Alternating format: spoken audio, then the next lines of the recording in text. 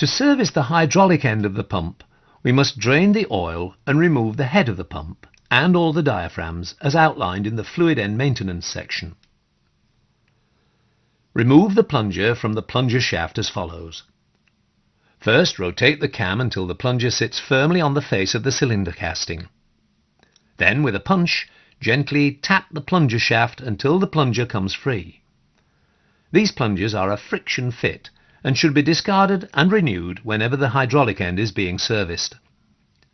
This procedure should be carried out with each of the plungers in turn. Before removing the bolts that secure the housing to the cylinder casting, install the 2 bolts that come with the toolkit, then tighten the nuts until they are finger tight.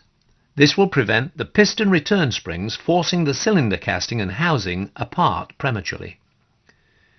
It is now safe to remove the 2 retaining bolts. There are just 2 retaining bolts, but they are of different lengths. Always remember the longer one should always be fitted at the top of the pump.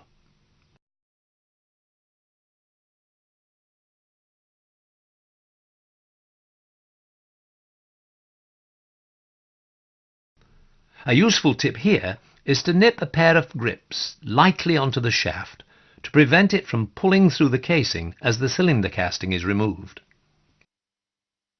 This is done by progressively slackening off and removing the nuts that are now holding the cylinder casting in place. The cylinder casting will be forced away from the casing by the piston return springs and can now be drawn in a controlled manner.